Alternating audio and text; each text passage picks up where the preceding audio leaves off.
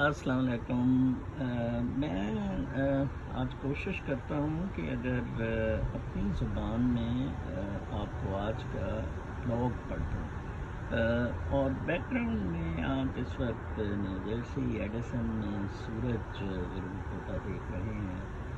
آج کے میرے بلاگ کا عنوان مرزا غالب کی ایک غزل کا مطلع تھا، اور ٹائٹل تھا کاغذی ہے پیرہن ہر طے کرے تصویر کا۔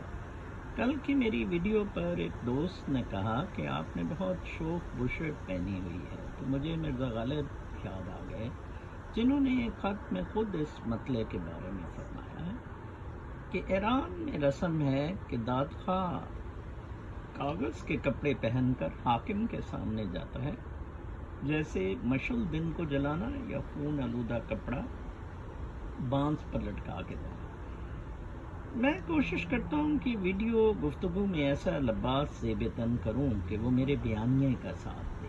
پیلا رنگ تیسرے چکرے کا ہے، جہاں سے ساری گٹ فیلنگ یا روحانی بصیرت جنم لیتی ہے۔ روح کی روشنی یا انرجی ہی اس ساری کائنات کو منور کیے ہوئے ہے۔ اس مادی زندگی کی نفرتوں اور مقابلوں نے اسے پنپنے نہیں دیا۔ انسان کو یہ بات موت کے وقت یاد آتی ہے۔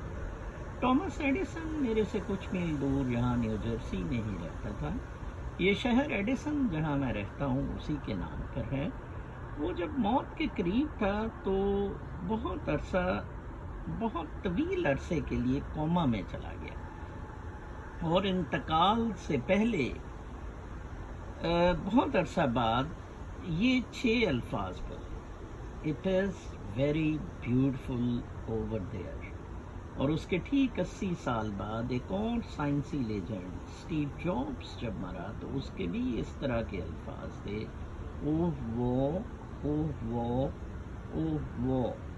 میں جب رات کو ریم فیز میں دلکش مناظر کی سیر کر رہا ہوتا ہوں تو ایک دم آنکھ کھل جائے تو میرے منہ سے بھی بے ساختہ نکلتا ہے: سبحان اللہ، ساری عظمتیں، ساری روشنیاں اور ساری خدائی اس خالق حقیقی رب و ذوالجلال کی محتاج ہے۔ ساری کائنات اسی کی آکائی میں پروئی ہوئی ہے، اور وہ ایک فلو میں رواں دواں ہے۔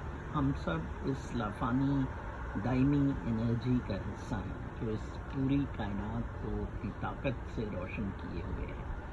میں ایک دفعہ پھر روحانیت پر امریکی لکھاری لورا لن جیکسن کے زبردست الفاظ کوٹ کرنا چاہوں گا: Each of us is born with the ability to shine this light on the world to help others navigate their own life paths. Each of us is born with our completely unique set of skills and attributes that contribute to the universal life force. Each of us is born with an innate ability to make a meaningful difference in the world regardless of who we are or what we do. یہ ہے ہماری انفرادی طاقت جو ہم پٹواری، جیالہ، یوتھیا بن کر بھول جاتے ہیں یا پھر کسی مولوی اور پیر کے پیچھے لگ کر ضائع کر دیتے ہیں۔ چند ٹکوں کی خاطر اپنا ایمان بیچ دیتے ہیں، اپنی قدرتی عنایات کو نظر انداز کر کے سرکس کے بندر بن جاتے ہیں۔ اشرف المخلوقات سے تو یہ امید نہ تھی، اور خاص طور پر محمد مصطفیٰ صلی اللہ علیہ وآلہ وسلم کے امتیوں سے۔ مراقبہ، جس پر میں نے کل کی ویڈیو اپلوڈ کی تھی، پاکیزگی اور قدرتی زندگیوں والوں کے لیے ہے۔ دوسروں کے لیے ہم پارک میں واک یا سوئمنگ وغیرہ بہت صحت مند ورزش ہے۔ جم چلے جائیں۔ جسمانی ورزشیں جسم درست رکھتی ہیں، اور روحانی مراقبہ روح کو تقویت بخشتا ہے۔ آپ کی اپنی چوائس ہے۔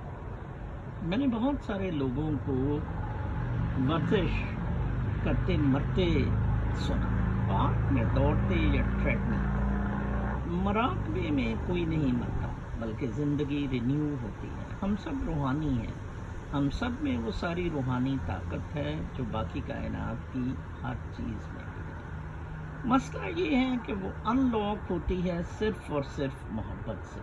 ہمارے راستے نفرتوں، مقابلہ اور انتقام کے ہیں، لہٰذا رسوائی اور بربادی ہمارا مقدر بن جاتی ہے۔